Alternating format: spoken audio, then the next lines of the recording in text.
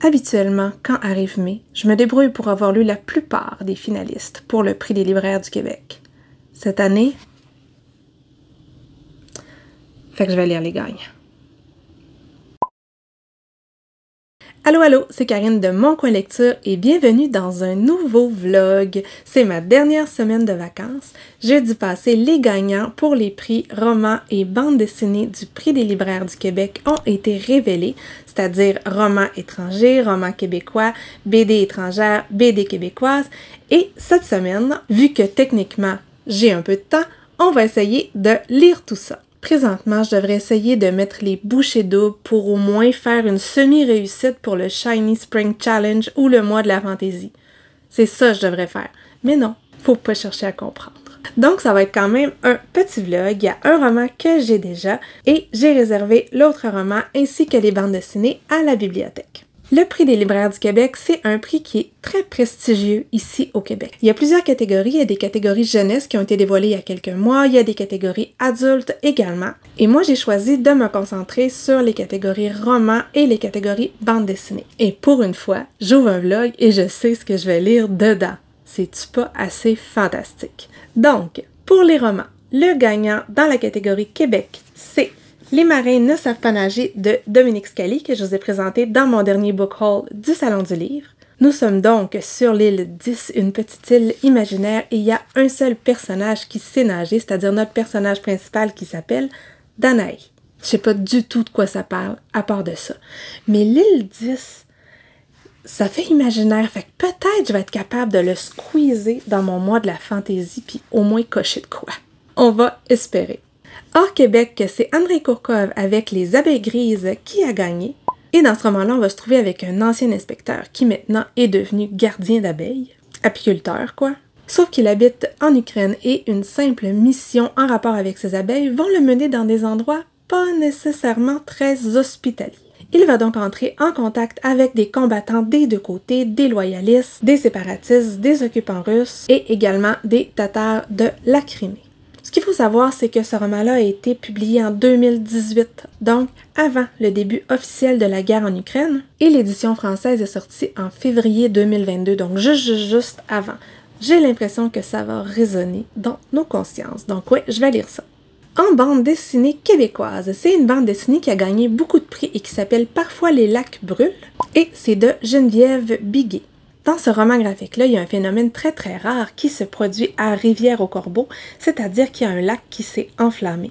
Et selon la légende, tout ce qu'on y met se transforme en or. On a donc un groupe d'adolescents qui vont partir à l'aventure pour voir si c'est vrai.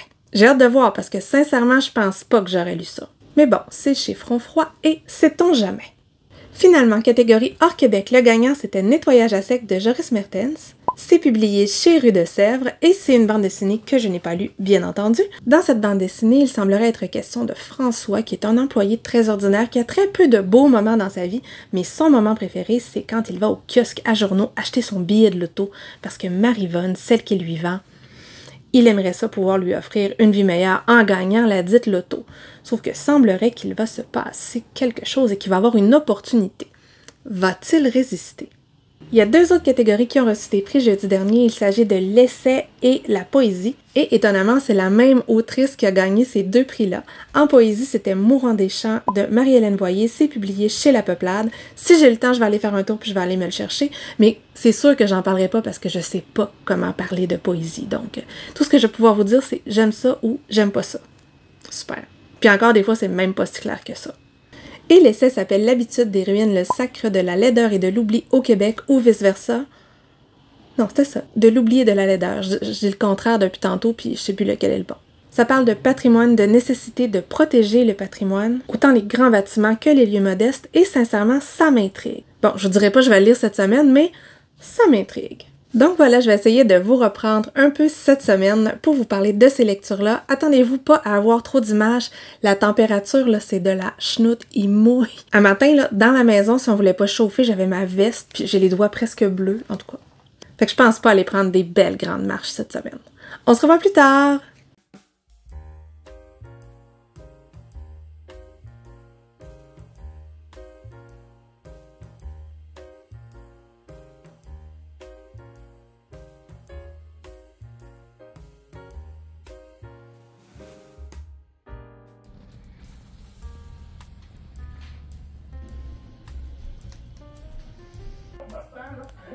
beaucoup. La position de la NASA, ça s'appelle la position 0. Je sais pas si vous voyez là, on est le 18 mai, il neige.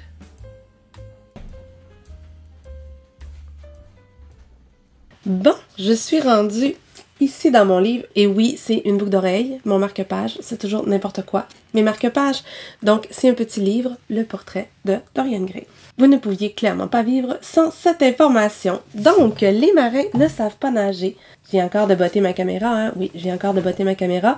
Puis je viens de réaliser que vous le voyez pas souvent, ce mur-là, parce que je trouve ça plus beau, le mur foncé. Oui, il est tard, je suis fatiguée, je radote. Sorry, not sorry. Donc, j'hésitais à lire ce roman-là parce qu'il est très, très épais. Par contre, n'ayez pas peur, ça se lit extrêmement bien. On a une très belle plume, les chapitres sont courts, ça se lit vraiment tout seul. Je pense que ça m'a pris une journée, même pas, j'ai commencé hier puis je suis déjà rendue là. Donc sincèrement, c'est pas difficile d'accès, c'est facile à lire. Et je sais pas encore si c'est de la fantaisie ou pas. Fait que je sais pas encore si je vais être capable de le rentrer dans mon mois de la fantaisie, mais je vais m'organiser, inquiétez-vous pas. En fait, ça commence avec une ligne du temps puis une île imaginaire, mais c'est notre monde, on est je sais pas trop quand, mais dans leur ligne du temps à eux, on est après la grande rotation. En fait, ça commence après la grande rotation et on nous raconte l'histoire de Danae Poussin qui est née après la saine rotation, mais après le massacre des premiers hommes. C'est compliqué, hein? Il y a une ligne du temps qui explique tout ça. On nous raconte l'histoire de Danae Poussin, qui était la seule femme qui savait nager sur cette île, a posteriori. Je pense qu'on est en train d'évaluer quelque chose, mais j'ai pas trop compris quoi. Son implication dans la grande rotation, mais je sais pas vraiment c'est quoi la grande rotation. Moi, je sais pas tellement qui sont les premiers hommes non plus. Je pense qu'on commence à en parler un petit peu, là, mais pas tant. La question qui tue, est-ce que j'aime ça? Oui, j'aime beaucoup ça et j'ai le goût d'y revenir. Je trouve que c'est super bien écrit, comme je disais. Mais moi, les ambiances de mer, d'île, quand j'ai l'impression que le vent souffle dans mes cheveux et que je sens l'air marin, ça me plaît tout le temps. Fait que c'est sûr que cette atmosphère-là, ça me plaît. De quoi ça parle? Dans le fond, ça nous raconte l'histoire d'Is à travers la vie d'une jeune fille qui est née orpheline. Et dans ce monde-là, il y a la cité qui est en haut et t'as les riverains qui vivent en bas. La particularité de tout ça, c'est que comme on a des grandes marées, 2 fois par année, ils sont inondés. Fait qu'ils vivent un peu au rythme des grandes marées. Les seuls qui sont vraiment corrects, ce sont les Issois, c'est-à-dire ceux qui habitent dans la cité, mais ils ne deviennent pas citoyens qui veulent. Il faut prouver qu'on est assez issois, c'est-à-dire qu'on est assez hot en fait. Et Danae, elle voudrait entrer dans la cité parce que ça veut dire une meilleure vie. Je vous dirai pas si elle y entre ou pas, là, parce qu'il se passe plein de choses. Dans ce roman-là, il y a plein d'arcs. À date, j'aime beaucoup le personnage de Danae qui fait des erreurs, qui est confronté aussi à toutes les injustices de cette société-là. C'est terriblement injuste pour les riverains. Il y a de la discrimination au bout. C'est très misogyne aussi d'une certaine façon. Et même si c'est une femme forte, elle a des idées, elle a des possibilités, elle a des capacités. Elle est comme toujours à la merci du système et souvent d'un mec. C'est un peu plate, mais c'est ça. Alors moi, à date, j'aime beaucoup les histoires de bateaux, les eaux traîtresses et tout ce qu'il faut faire pour vivre en tant que marin. On a des personnages qui ont la couenne dure, qui ont tout vu, qui ont tout entendu, donc à date, j'aime beaucoup et j'ai hâte de voir le rôle qu'elle va jouer dans la révolution. J'imagine qu'il va y avoir une révolution, la grande rotation. Je me rappelle plus. En tout cas, là, vers où on s'en va. J'ai super hâte de voir ça. Non, mais pourquoi ça n'existe pas un filtre comme sur Instagram pour que je puisse filmer sans maquillage? Mais pourquoi? Donc, vu que je n'inventerai pas ça en 3 secondes, vous allez me voir comme ça ce soir. Et je suis désolée, on voit mon micro, mais j'essaie de l'éloigner de mon ordi parce que des fois, le fan part, je sais pas pourquoi. Puis il faut que je l'aie ouvert pour être capable de savoir de quoi je vais vous parler. Ma tête marche pas tout le temps tout seul. En fait, en plus, aujourd'hui, je pouvais clairement me passer de mon ordi, mais je n'ai comme besoin pour me rassurer. C'est comme si elle allait venir me sauver si je savais pas quoi dire. Ce qui arrive quand même fréquemment. Donc, j'ai terminé Les marins ne savent pas nager que j'ai mis, je sais plus où, mais quelque part, je l'ai mis, ah, il est là, je reviens. Il est donc ici avec le marque-page Dorian Gray. Et finalement, qu'est-ce que j'en ai pensé? En fait, je reste pas mal sur mon idée du début. La dernière fois que je vous en ai parlé, je vous ai dit beaucoup de choses, puis je suis pas certaine que je vais en ajouter tant que ça.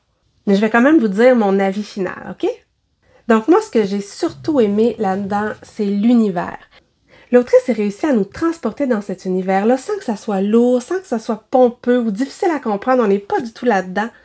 Du début à la fin, ça se lit hyper bien. Il y a des parties qui sont historiques, il y a des parties qui nous racontent davantage l'histoire de Danae, puis moi, les parties historiques, je les ai beaucoup aimées. Je suis toujours très, très fan du world building. Oh, qu'est-ce que j'ai dit là? World building dans les romans de fantasy.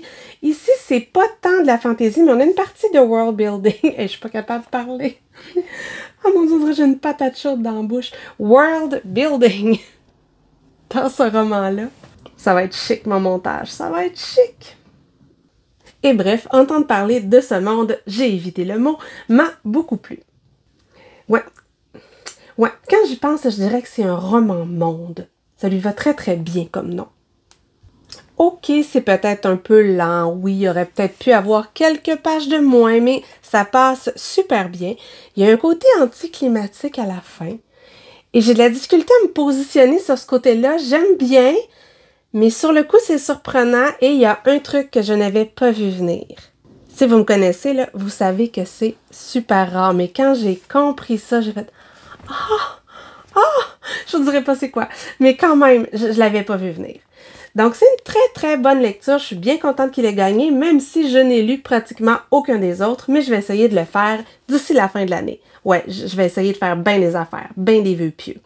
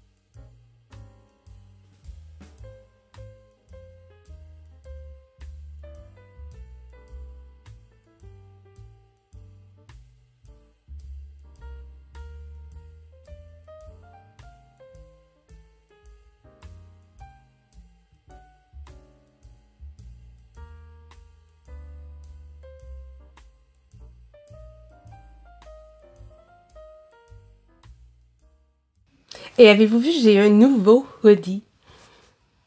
En fait, c'est à peu près le 24e chandail à coton ouaté à message que j'ai, mais celui-ci, il est gris. Fait comme ça, vous avez une preuve que c'est pas toujours le même et que non, je ne suis pas toujours habillée pareil.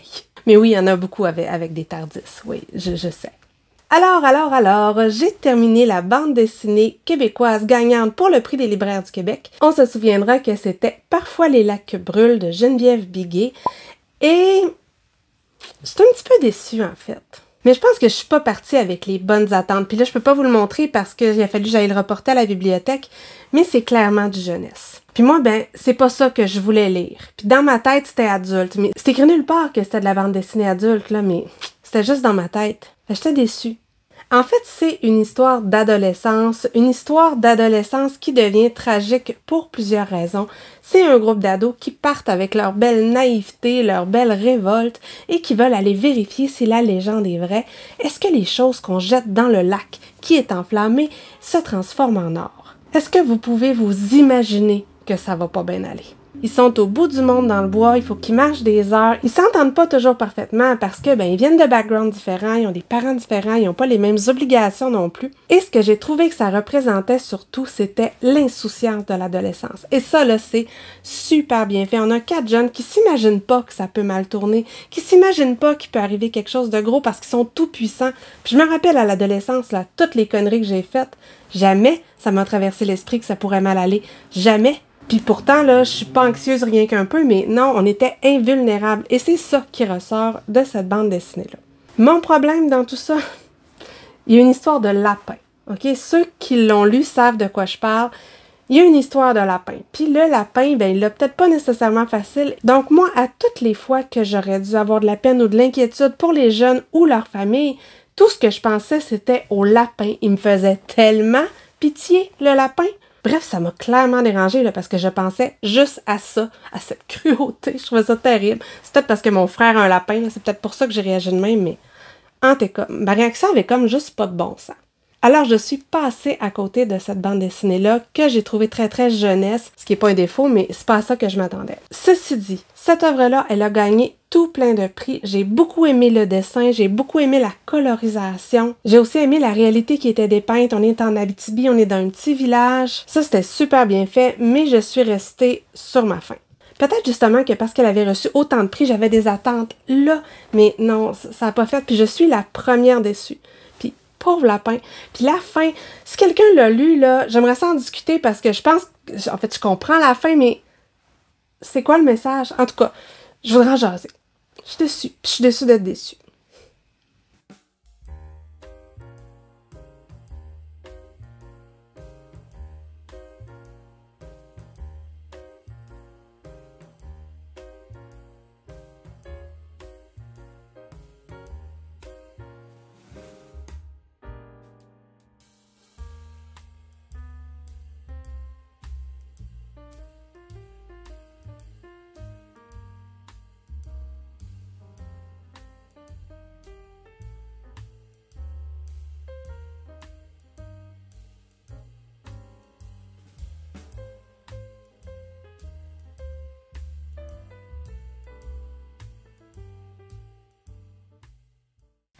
Bon, j'ai terminé ma lecture du deuxième roman, c'est-à-dire celui qui a remporté le prix hors Québec, qui était Les Abeilles grises d'Andrei Kourkov. Et je vais tellement avoir de la misère à en parler, là. En fait, j'aurais vraiment aimé avoir fait des updates dans ma lecture, voir ce que j'en disais à mesure, parce que je l'ai terminé, puis c'est pas simple.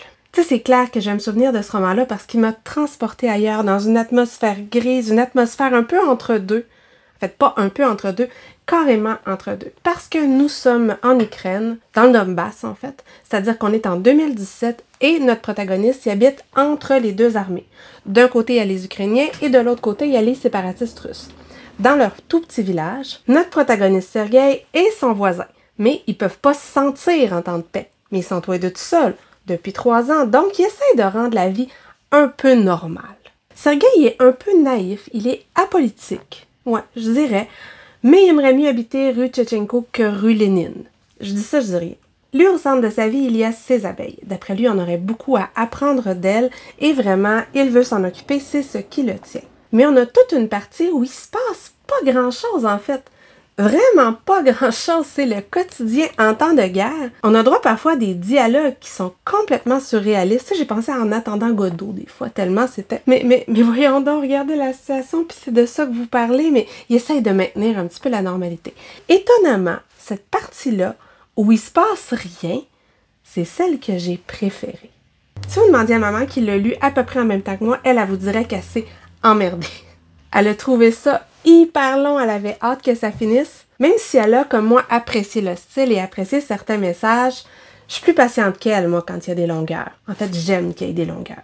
Bref, toute cette partie-là, on est dans les moments du quotidien quand la normale est devenue la norme. À un moment donné, il va décider de partir sur la route avec ses ruches. C'est à peu près au milieu du roman, je dirais, puis c'est à partir de ce moment-là qu'on va rencontrer d'autres personnages, qu'on va voir un peu comment ça se passait. Et tout au long du voyage, on sent la menace russe qui plane et qui surveille. Et lui, Sergueï, il voudrait une vie simple, une vie en accord avec la nature, mais partout où il arrive, il est étranger et tout le monde fait des présuppositions sur ce qu'il pense, sur ce qu'il est, parce qu'il peut pas s'imaginer qu'il arrive de la zone grise, il pense qu'il est du Donbass, bref. Chacun a son idée préconçue à son sujet. Certains vont l'apprécier, certains vont s'en méfier, il va se ramasser encrimé et là on va être témoin vraiment de la discrimination à laquelle font face les Tatars. Et dans cette partie-là, on sent vraiment les tensions, les incompréhensions. Parlant d'incompréhension, je vais avouer qu'à certains moments, je comprenais pas le comportement et les actions de Sergueï.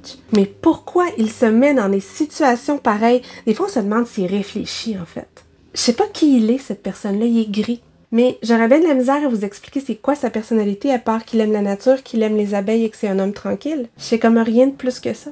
Un peu d'ennui aussi, même si j'ai beaucoup aimé la langue, j'ai aimé comprendre l'état de la situation à ce moment-là, c'est-à-dire un moment fugace dans l'histoire de ce conflit-là. Mais là, encore une fois, on dirait que ce prix a pour but de me faire sentir niaiseuse parce que je sais qu'il doit avoir une image forte avec la fin, ok?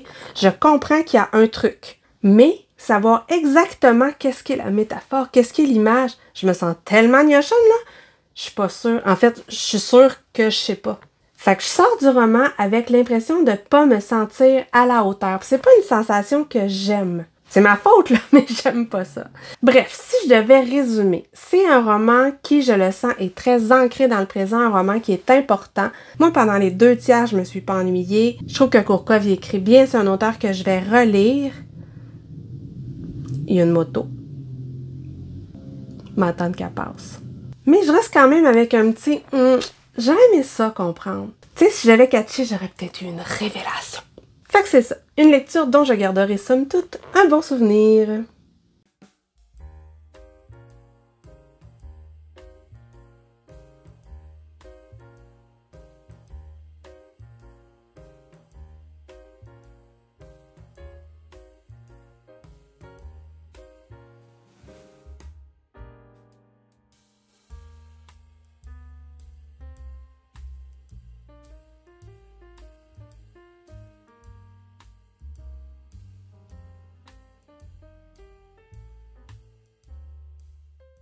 Et clairement, là, je réitère mon idée de filtre parce que quand on filme le soir, surtout à mon âge, c'est dur sur les cours. Leçon d'humilité. Donc, me voici à mon dernier update de cette vidéo. Vidéo qui, en fait, s'est étirée sur un peu plus d'une semaine. Un peu. Et là, je vais vous parler de la dernière bande dessinée, c'est-à-dire celle qui a gagné le prix hors Québec, et c'est Nettoyage à sec de Joris Mertens. Alors, que dire? Quand je l'ai ouvert, là, j'ai dit 8 étoiles et demie. Le graphisme, c'est tellement beau, les traits. L'auteur nous transporte à Bruxelles dans les années 70. Du moins, je pense que c'est à Bruxelles. Les paysages sont oppressants, c'est pluvieux, c'est tellement beau. Tout passe, la colorisation, la séparation des cases, le rythme. Au début, on a des grands plans silencieux. J'ai adoré le début, j'étais certaine que ça allait être un méga coup de cœur. Ça l'a été pendant la première partie parce qu'on rencontre notre personnage principal. Il s'appelle François, c'est un homme ordinaire et comme je l'ai dit dans l'introduction, il n'y a pas beaucoup de choses qui vont bien dans sa vie. Il travaille dans une boutique de nettoyage à sec, il est livreur, il est en fin de carrière, il se voit refuser une augmentation et en plus, il est pogné pour former le neveu du propriétaire qui... il fait suer, là, on a le goût de le taper, celui-là. Tu sais, il est insouciant, il prend rien au sérieux, il le met dans la merde puis il s'en fiche. Ça va pas bien pour lui. Son avenir est plutôt pluvieux. Toute cette partie-là, j'ai beaucoup aimé ça. Ça faisait très roman noir, très roman d'atmosphère en bande dessinée. Par contre, je vous disais qu'il y avait une tentation, qu'il y avait quelque chose qui allait se passer. Et à partir de ce moment-là, je trouve que ça devient vraiment plus prévisible. Non seulement prévisible, je dirais presque convenu. J'ai trouvé la fin beaucoup trop rapide. Il y avait comme un déséquilibre entre les deux. Tu sais, c'est clair qu'on voit où ça s'en va. Toujours est-il que j'ai passé un bon moment et je vais clairement relire cet auteur de bande dessinée, surtout quand c'est lui qui dessine en fait, parce que ses dessins, ils sont trop beaux. Puis j'ai vu qu'il y avait un autre album qui s'appelle Béatrice, il paraît que c'est encore mieux, mais c'est tellement magnifique. Je pense que je vous ai montré des images tout à l'heure, là. C'est trop beau. Donc voilà, on est à la fin du vlog. J'espère que ça vous a plu. Est-ce que vous avez lu certains de ces romans? Si oui, qu'est-ce que vous en avez pensé? Si vous êtes encore là, vous pouvez mettre un petit emoji bateau parce que ça rappelle le premier livre qui a été clairement celui que j'ai préféré. Les marins ne savent pas nager, mais c'est chez La Peuplade. Dans La Peuplade, on se trompe pas souvent. Si vous avez aimé la vidéo, n'hésitez pas à faire un like, à vous abonner à la chaîne. Je publie habituellement tous les jeudis, la plupart du temps en avant-midi pour le Québec et en début de soirée pour la France. En fait, eux, ils diraient que c'est la fin de l'après-midi, vers 5 heures. Ouais. Moi, c'est l'heure qu'on soupe. Quand, bien entendu, je suis partie de la job à 5 heures, ce qui est pas si fréquent en fait. Sans commentaire. Vous pouvez aussi partager et commenter la vidéo, ça fait toujours plaisir et ça nous encourage à passer des heures à faire du montage. Sur ce, je sais pas de quoi je vais vous parler la semaine prochaine. Pour une fois, mon planning n'est pas tout décidé, mais je vous souhaite de bonnes lectures, une bonne fin de journée et à la prochaine!